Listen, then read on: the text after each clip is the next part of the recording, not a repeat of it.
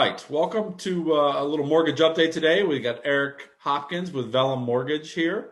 Eric's going to walk through kind of where the interest rates are and what's happening. If you're following the market at all, one, there's a lot of talk about the mortgage interest rates and what's it's going to do this year. But also we know it's an incredibly active market and it's a really good market for sellers. So if you're a buyer, either getting ready to dip your toe in or thinking maybe in 3 to 6 months you want to start, I wanted to bring Eric on today to kind of talk about what to expect when starting that home search. So, Eric, why don't you start off by just kind of giving us a rundown of where we are with the interest rates right now? Where were they at the beginning of the year? Where are they now as we kind of head out of the first quarter? And what do you think? What do you think they'll be at, or where do you see them going? And maybe summertime, early fall.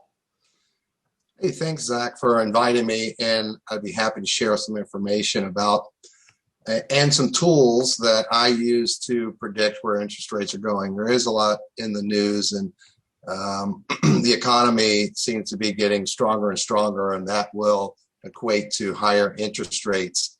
One of the tools that I use when I speak to my clients, and so that they can also kind of see where the trend is of interest rates, is the 10-year Treasury. And Zach, if you could turn the screen over to me for a second, I want to give your audience some tools here. Absolutely, you should have control of it right now. So.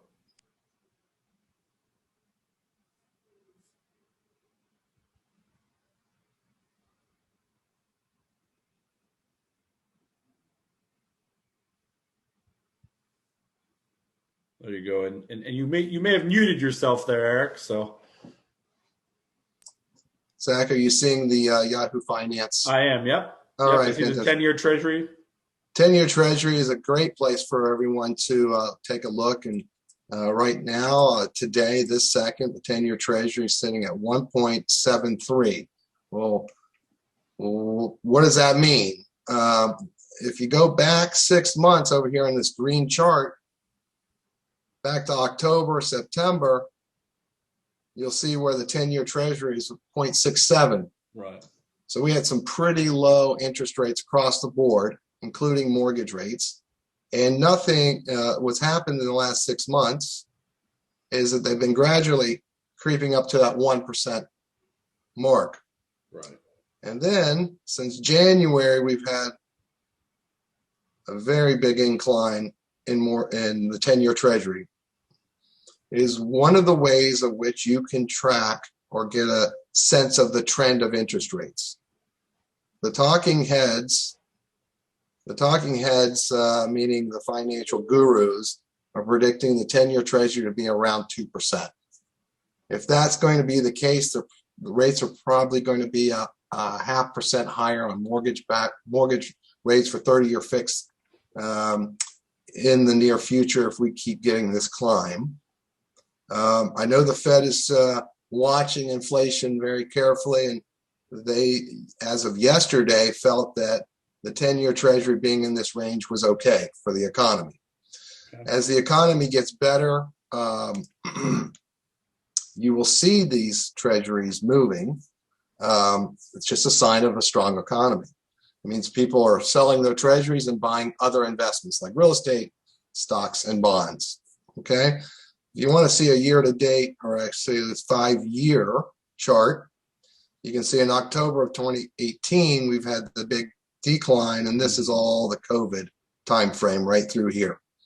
So the perception was the economy was weak, right? So institutions bought treasuries, or worldwide governments bought our U.S. treasuries and pushed the yield very low. That's why we just came out of these very low interest rates, below normal, in my opinion.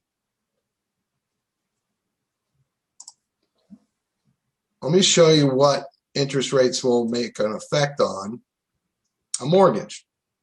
Today, interest rates for a 30-year fix are sitting around 3.125. If interest rates move up 0.5%, you're going to see your payment differential about $144 if you're purchasing a home in the $540,000 range. Okay.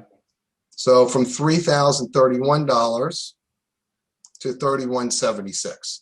So then you can calculate your affordability there. So it's going to cost you about $140 a month, just in that rate, that half a point rate hike. 0.5% interest rate. That's correct. Okay. On pretty average sales price in our area. Yeah. I would say probably on the lower end, or a very nice townhouse, right? Right. So it's relative to how much you're borrowing. In this scenario, it's 3% down. So if you're putting more money down, obviously the payment will be lower, and you wouldn't have things like mortgage insurance included. Okay. Right. But for this example, I just wanted to show you, if you're at a rate of 3 1/8% versus a rate of 3.625%, 0.5%.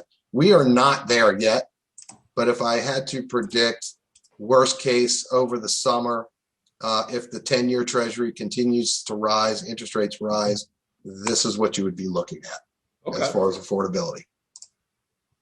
All right. So you're thinking we could see the best prediction you can make is maybe a 0.5% rise through into summer, maybe early fall. Yes, because we've already had a huge run up. I mean, these rates that we were giving out were 2.5, 2.625 just 45 days ago. Right. So I don't see how it can go before the Fed steps in and the 10-year treasury higher than 2%. So I'm kind of giving you a worst case scenario in my mind. Certainly I'm not an economist, but that's where I'm feeling interest rates could end up through the end of this year. Okay. Right. Obviously still historically low.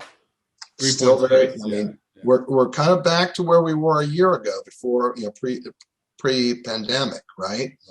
In interest rates. If you want to look at the difference over 60 months, 5 years, that's a $12,000 difference in cost.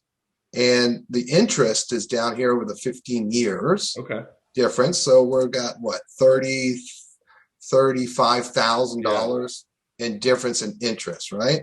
So I would probably get out shopping for a home now, because it is going to cost you, $70,000 over 30 years.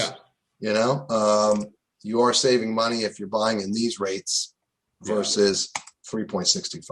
Absolutely. And if you were a buyer, maybe you just started talking to your agent, or you had gone and looked at one or two houses. You haven't got under contract on that house for you.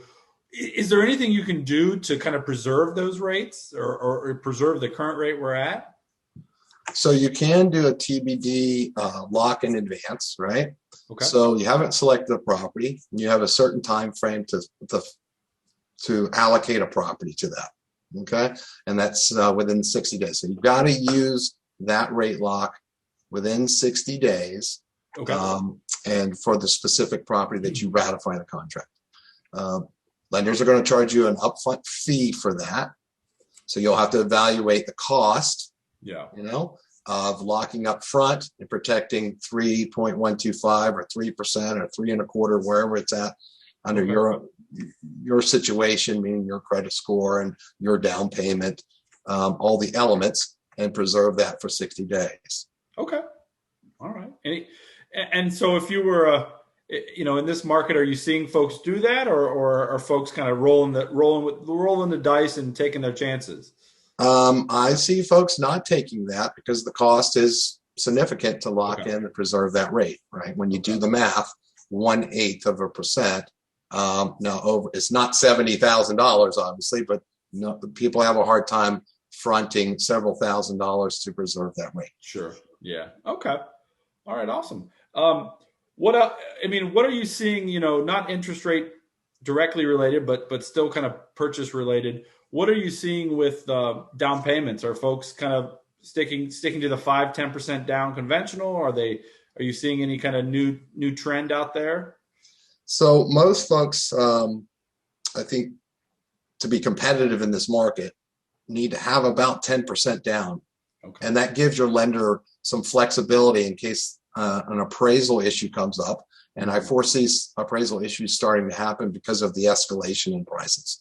Right. So at the 3% down, you really need to be offering at list or what your agent recommends the valuation is going to come out once we get the appraisal. If you're going, $20,000 over, $50,000 over, $75,000, I've seen $100,000 over, and maybe you're not that buyer that has 20 or 30% to put down.